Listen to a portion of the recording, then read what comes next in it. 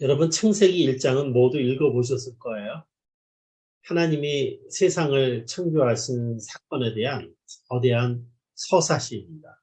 웅장하고 아름다운 문체로 쓰여져 있죠. 그리고 6일간에 걸친 창조에 대한 서술에서 매일매일 하나님이 창조하신 후에 보시기에 좋았다라는 말씀으로 끝맺음을 하고 있습니다.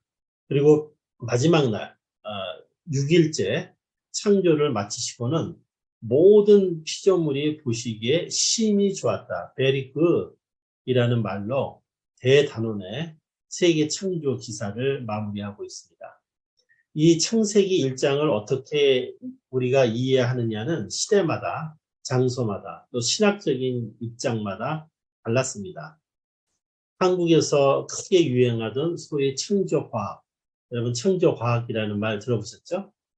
이 창세기 1장을 과학적으로 해명하고자 하는 아주 신심이 깊은 크리스찬 과학자들의 어떤 신앙적인 행동이었습니다.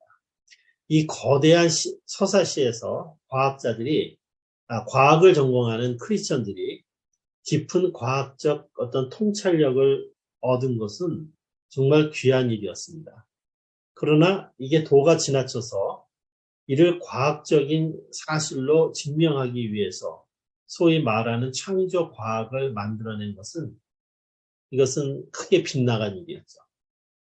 또한 인간에 대한 말씀 가운데 다스리라 라는 부분을 오용해서 이 세상을 자기의 유익을 위해 그야말로 물불 안 가리고 파괴하고 착취한 행위는 정말 용서받기 힘든 그런 인간의 악행이었습니다.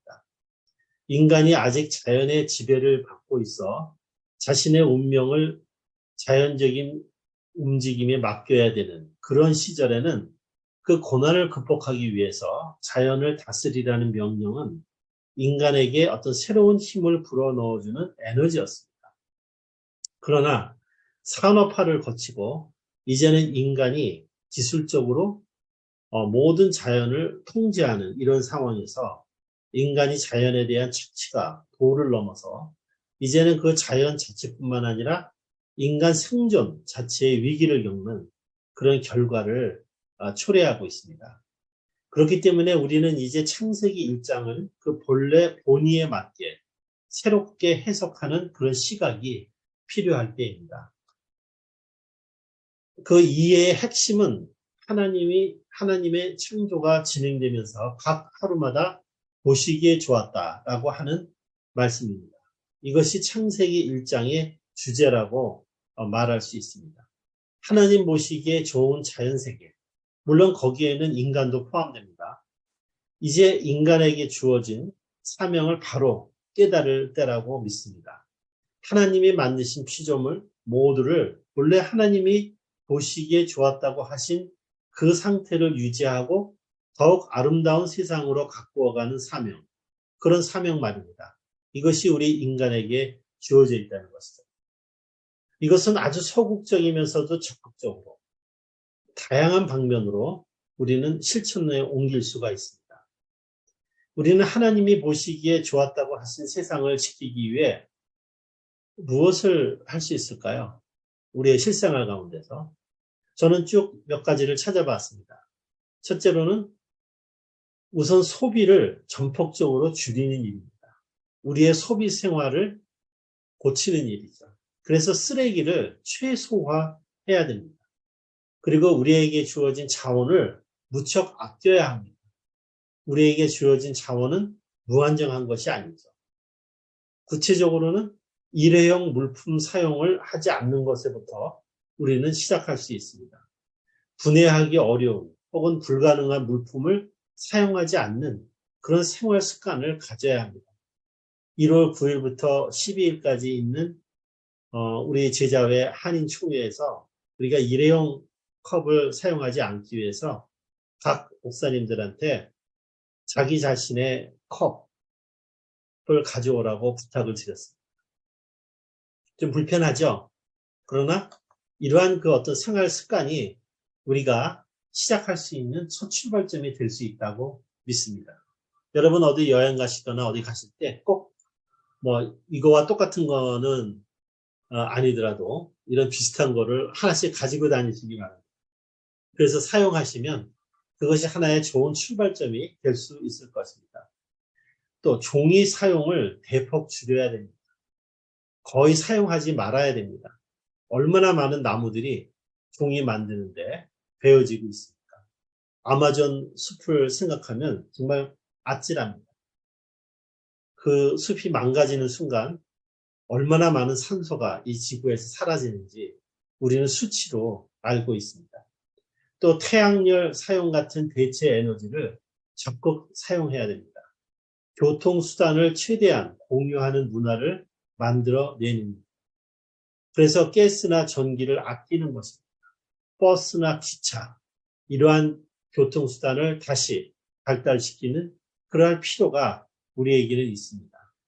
또 가공식품 소비를 급격히 줄이는 일입니다. 그리고 운송 거리가 먼 식량을 조달하기보다는 로컬 생산 식량을 소비하는 문화를 만들어내는 일입니다. 어쩌면 이게 제일 중요할 수 있습니다. 제가 지금 우리 큰딸 집에 와 있는데 새벽 2시 반에 출발을 했습니다. 잠이 안 와가지고. 그러니까 새벽 2시 반에 달리니까 LA 다운타운을 아주 가볍게 통과했어요. 너무나 편리했습니다. 그리고 쭉 올라오는데 온통 화물차들이었습니다. 그 새벽에 그 화물차들이 엄청나게 물품을 실어 나르느라고 달리고 있어요. 엄청난 큰 차들이. 그걸 보면 우리는 산업, 미국의 산업이 얼마나 발달했는가 이걸 알 수 있습니다. 그러나 동시에 우리가 생각해 봐야 될 거는 그런 모든 물자를 그렇게 멀리 날라서 우리가 사용하고 살아가고 있습니다. 그렇게 하기보다는 우리의 로컬에서, 우리의 지역사회에서 필요한 것들을 생산하고 아주 가까운 거리에서 소비할 수 있는 이런 문화들을 만들어내면 그러한 그 장거리 물품 수송의 문화를 줄여갈 수가 있습니다. 그리고 가장 중요한 일은 우리의 세계관, 철학을 바꾸는 것입니다. 어떻게 바꿀 수 있을까요? 비인간 생물체, 우리가 보통 동물이라고 얘기하고 식물이라고 얘기하는 그런 생물체, 그리고 물체들, 우리가 무생물 물체라고 얘기하는 바위, 산, 이러한 것들을 하등한 존재로 여기는 철학, 세계관을 바꿔야 합니다. 하나님이 천지를 창조하실 때 첫날부터 마지막 날까지 매일같이 똑같은 말로 보시기에 좋았더라. 하나님이 좋다고 하신 것에 차별이 없었어요. 근데 어떻게 인간이 차등을 둡니까? 이런 세계관부터 우리가 바꿔야 됩니다. 모든 생물체와 물체는 서로 연결되어 있고 서로 공존을 위해서 필요한 존재들임을 인정하는, 그걸 존중하는 그런 세계관이 우리에게는 필요합니다. 편리를 위해서 세상의 물체를 마음대로 깨부수는 그런 문화는 더 이상 우리가 용납하면 안 되는 것입니다. 그래서 할 수 있어도 하지 않는 이런 문화가 우리에게는 대단히 중요합니다. 올해 2023년도는 우리 산림교회가 하나님 보시기에 심히 좋았더라 하는 말씀을 마음에 간직하며 우리의 인생살이, 우리의 가족, 우리가 하는 일 뿐만 아니라 우리의 일상생활에서 이 세상과의 관계에서 하나님이 보시기에 심히 좋았다는 그 관계를 회복하는 그런 운동에 작은 한 걸음이라도 참여하는 그런 새로운 한 해가 되기를 바랍니다. 네, 함께 기도하시죠.